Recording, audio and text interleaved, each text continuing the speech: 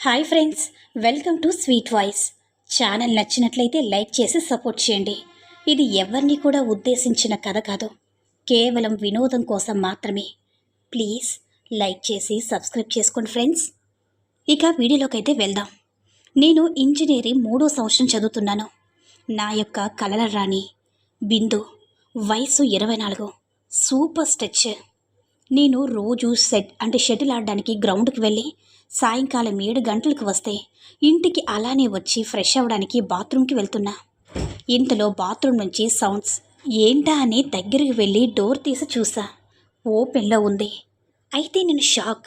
అక్కడ మా వదిన. వెంటనే నేను బయటికి వచ్చేసిన. అలా ఆ రోజు చూసిన సీన్తో నైట్ అంతా నిద్రలేదు. ఆ రోజు నుంచి ఒక వారం పాటు ఒకరినొకరు చూసుకోలేదు. ఒక వారం తర్వాత వినాయక చవితి వచ్చింది. నేను ప్రతి పండగకి కూడా అందరికీ విషెస్ చెప్తా. అలాగే విష్ చేసిన వాళ్ళు కూడా వదిన ఉంది.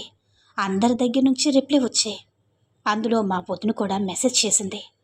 ఓపెన్ చేసి చూసా. తను సేమ్ టు యూ అని మెసేజ్ చేసింది.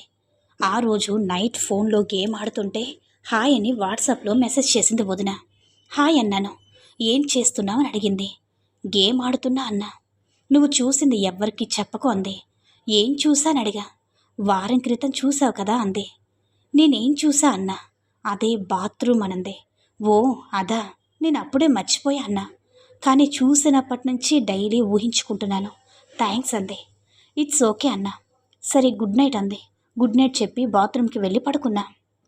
నెక్స్ట్ డే మా ఇంట్లో అందరూ కూడా ఫంక్షన్కి వెళ్ళారు. నేను సెమిస్టర్ కోసం ప్రిపేర్ అవుతున్నా అని ఉండిపోయా. వదిన నీరసంగానే ఉండిపోయింది. నేను నా రూమ్లో బాక్సర్తో ప్రిపేర్ అవుతున్నా. అయితే ఇంతలో మెసేజ్ వచ్చింది వదిన దగ్గర నుంచి. టిఫిన్కి రమ్మని. వెళ్ళి తిని రూమ్కి వచ్చేసా అని హాయ్ అని మెసేజ్ చేసింది. చెప్పు వదిన అన్నా. తలనొప్పిగా ఉంది అంది. జెండు బామ్ ఇవ్వనా అన్నా. హాయ్ ఇవ్వు అంది. నేను షార్ట్తో అలా వదిన రూమ్లోకి వెళ్ళా. వదిన నైటీలో ఉంది. హా రా అనంది. వెళ్ళి మంచం మీద వదిన పక్కన కూర్చున్నా. కొంచెం నువ్వు కూడా రాయొచ్చుగా అంది. సరే అని రాయడానికి ముందుకు జరిగి చేత్తో బాంబు తీసి రాయడానికి దగ్గరికి వెళ్ళా. నేను షాక్. వదిన నైటీ లూజ్గా ఉంది. నేను ఏమీ తెలియనట్టు చూస్తూ రాస్తున్నా. తను నన్ను గమనించి ఇటు తిరిగింది. వెంటనే నేను వస్తానే వెళ్ళిపోయా. అలా ఆ రోజు ఉదయం జరిగింది. నాకు లంచ్కి రమ్మని పిలిస్తే వెళ్ళా, కానీ వదిన కేసు చూడలేదు. తిని రూమ్కి వెళ్ళి గేమ్ ఆడుతున్నా. అయితే హాయ్ని మెసేజ్ చేసింది. ఏం చేస్తున్నావు అంటే ఆడుతున్నా అన్నా. ఎప్పుడు అలా ఫోన్లో గేమ్స్తోనే ఉంటావా అంది. ఏం చేయాలి అని అన్నా. అలా ఫ్రెండ్స్తో బయటికి వెళ్ళొచ్చుగా అంది. అంత ఎక్స్పెక్ట్ చేయకు వదిన, నాకు ఎవరూ లేరు అన్నా. ఓకే అని ఉదయం ఏంటి అలా వెళ్ళిపోయావని అడిగింది. నేను షాక్ అయ్యి ఏం లేదు బాయ్ అన్నా. చెప్పు అని ఫోర్స్ చేసింది. నీ అందం చూసి తట్టుకోలేక వెళ్ళిపోయాను అన్నా. బాగుందా అని అంది. ఏం చెప్పాలో నాకు అర్థం కాలేదు. బాగానే ఉంది అని పాజిటివ్గా అన్నా. అయితే నువ్వు కూడా సూపర్ అంది. ఎప్పుడు చూసావని అడిగా. నిన్ను ప్రతిరోజు కూడా చూస్తాగా అంటే నాకు టెన్షన్ పెట్టద్దు, ఎవరికి చెప్పను లేనంది. థ్యాంక్స్ అన్నా. మాది 3 బెడ్రూమ్ ఫ్లాట్ కదా, అందుకే డబుల్ బెడ్రూమ్ ఒకటే, బాత్రూమ్ డోర్స్ మాత్రం 2 అలా చూసిందనమాట. నన్ను అంటే 2 బెడ్రూమ్లు ఒకే వైపు ఉంటాయన్నమాట. అలా చూసింది. సూపర్ అన్నా కానీ క్లియర్గా చూడలేదు అంది. చూసావని డైరెక్ట్గా అడిగింది. ఏం చెప్పాలో అర్థం కాక చూశాను అని అనేసా. సరే రూమ్కి రా అనేసి రూమ్కి వెళ్ళేసరికి ఏసీ ఆన్ చేసి రూమ్ స్ప్రే కొట్టి బాత్రూంలో ఉంది వదిన. నేను బాత్రూమ్ డోర్ దగ్గరికి వెళ్ళి వదిన వస్తున్నా అని అన్నాను. బెడ్ మీద కూర్చున్నా. ఇంతలో డోర్ ఓపెన్ అయింది. చూసి నేను షాక్ అయిపోయాను. వదిన ఫ్రాక్ వేసుకుంది. వదిన నువ్వు సూపర్ అన్నా. ఇంకా వెళ్ళిపోతావా అంతే.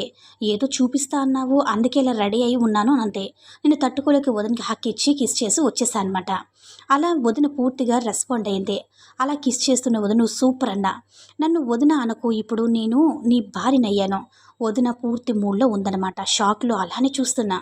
ఫస్ట్ టైం అలా చూడటం. ఎప్పుడు కూడా వీడియోస్లో తప్ప లైవ్లో ఎప్పుడు చూడలేదు.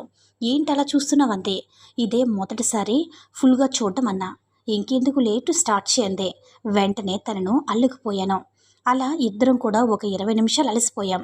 ఇద్దరం బాత్రూమ్కి వెళ్ళి స్నానం చేసి బయటకు వచ్చి 10 నిమిషాల తర్వాత ఇంకో రౌండ్ కూడా స్టార్ట్ చేసాం. అయితే బిర్యానీ బయట నుంచి తెచ్చుకుని తిన్నాం. నేను నా రూమ్లోనే ఇంకో రౌండ్ అయ్యాక అలా పడుకున్నాం. తెల్లవారుజామున 5 గంటలకి బెల్ మోగింది. మా వాళ్ళు వచ్చేసారు. వెంటనే నా బెడ్రూమ్కి వెళ్ళి తలుపు వేసుకున్నా. ఆ తర్వాత చాలాసార్లు ఎంజాయ్ చేసాం. ఇప్పుడు తను ప్రెగ్నెంట్ కూడా అయ్యింది. ఈ వీడియో ఈ యొక్క కథ నచ్చినట్లయితే లైక్ చేసి సపోర్ట్ చేయండి ఫ్రెండ్స్. సబ్స్క్రైబ్ మన ఛానల్ చేసుకోండి. ఇంకొక ఇంట్రెస్టింగ్ వీడియోతో మళ్ళీ కలుద్దాం. By bye friends.